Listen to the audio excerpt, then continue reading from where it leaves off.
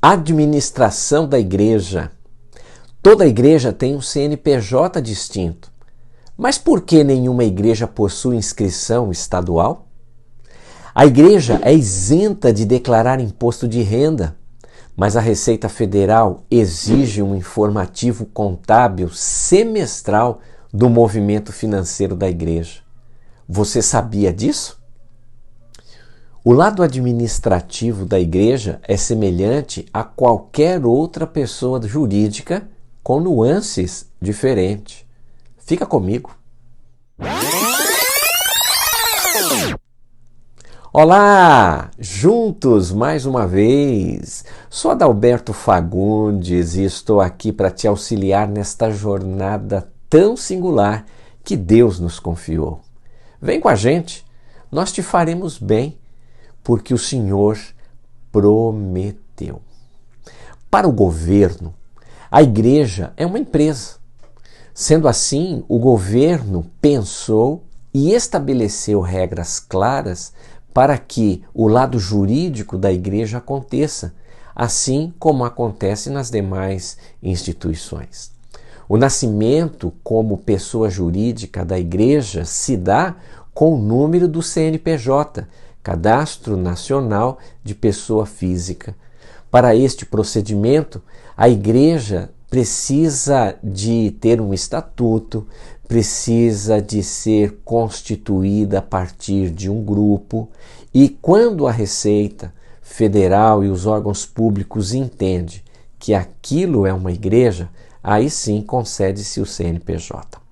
No Brasil, contabiliza-se 38 mil igrejas cadastradas na Receita Federal, mais 32 mil com suas atividades suspensas em virtude de irregularidades que comprometem a chamada imunidade tributária.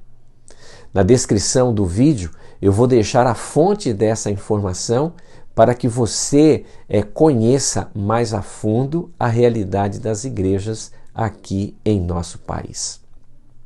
Manter em ordem todo o universo administrativo do qual a igreja está inserida nos órgãos públicos, tanto nas esferas municipais, estaduais e federais, cabe aos pastores quando presidente da igreja, ou a uma comissão administrativa quando devidamente eleita em assembleia especial.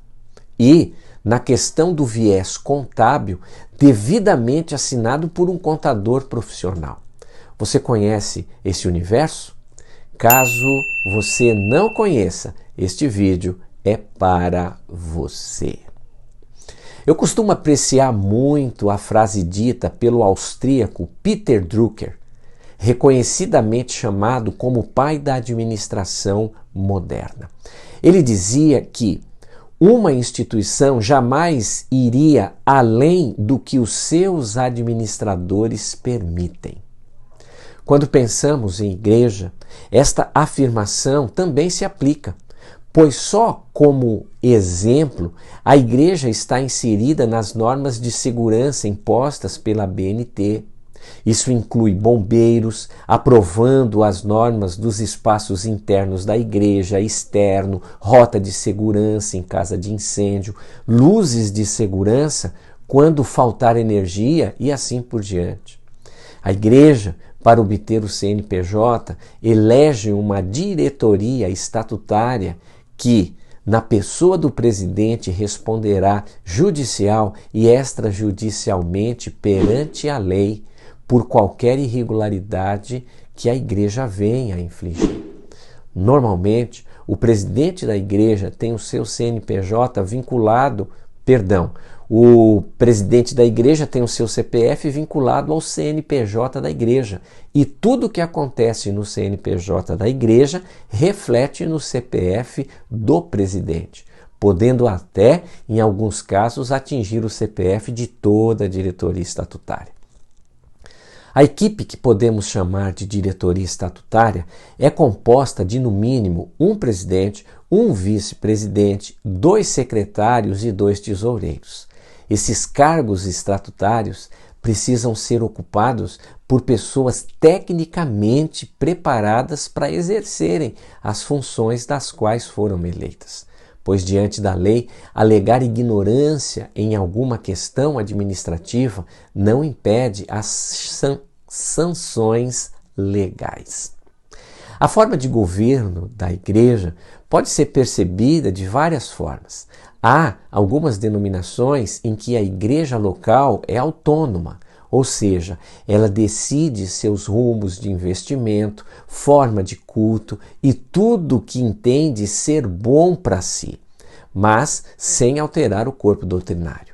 Em outras denominações, constituem-se órgãos internos formados por representantes da igreja que, a partir deste conselho, as decisões são acatadas pela igreja e todas as demais coligadas. Na verdade, as igrejas escolhem para si a melhor forma de governo. Manter as decisões da igreja completamente registradas em um livro próprio é fundamental. Esse livro é chamado de livro de Atas, que normalmente relata as decisões da igreja. Esse registro no livro de Atas cabe a qualquer forma de governo eclesial e normalmente é exigido quando a igreja está adquirindo algum bem, não importando se o sistema é congregacional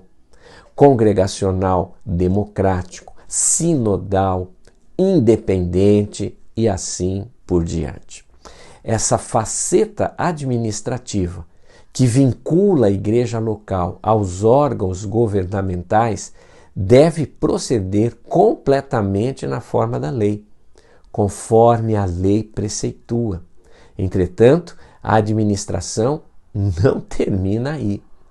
O pastor precisa dedicar tempo para administrar a implementação dos projetos aprovados nos anos anteriores das atividades da igreja durante o ano vigente.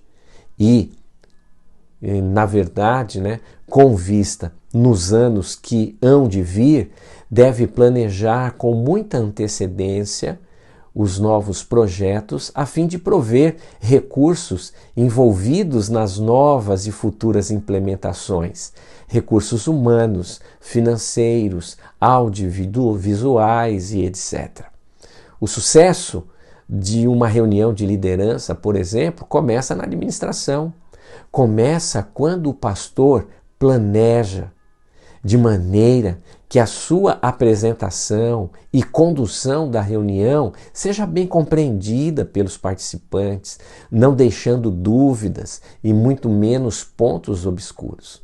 Essas coisas não acontecem por acaso, pois são frutos da administração de cada momento que o pastor devidamente pensou. O próprio pensar, refletir, analisar, nada mais é do que a administração de temas que estão presentes em nossos pensamentos.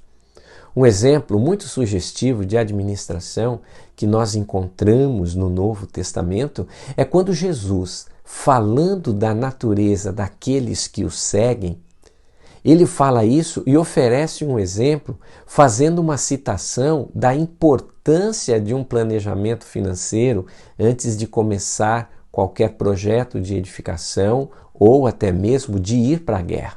O texto diz: "Pois qual de vós, querendo edificar uma torre, não se assenta primeiro para fazer as contas dos gastos para ver se tem com que acabar?" Veja outro texto. "Ou qual é o rei que antes de entrar em guerra contra outro rei, não se senta primeiro para considerar se com 10.000 pode ir ao encontro ao que vem contra ele com 20.000? A grande questão aqui no texto é um preço que sempre nós iremos pagar. Significa em não fazer as coisas de qualquer jeito. A boa administração é um tipo de preço que o pastor precisa pagar para que sua gestão seja relevante e produtiva. Administração envolve organização. E falar de organização envolve tempo. Isso significa dizer que o pastor e a administração de seu tempo exigem muita disciplina, uma agenda bem elaborada, uma percepção aguçada de sempre ter em mente em realizar primeiro o que é urgente, para depois pensar no que é importante. A todo momento, o pastor está administrando alguma coisa. E bom seria que entre essas coisas, o descanso fosse uma delas. Jesus, por exemplo, ficou muito nervoso quando encontrou um momento propício para dormir e foi interrompido pelos discípulos ao anunciá-lo que estava em meio a uma tempestade. Você se lembra desse texto? Está narrado lá em Mateus, capítulo 8, entre os versos 24 a 27. Vale trazer para destaque que com o crescimento da obra missionária na segunda metade do primeiro século da era cristã, as igrejas crescem também. Um dos companheiros de Paulo, citado na primeira reforma da igreja, depois você pode ver a conexão, entre os textos de Gálatas capítulo 2 e Atos capítulo 15. Tito foi constrangido a circuncidar em virtude da má interpretação das Escrituras por parte da igreja da Galácia, que lutava contra os judaizantes.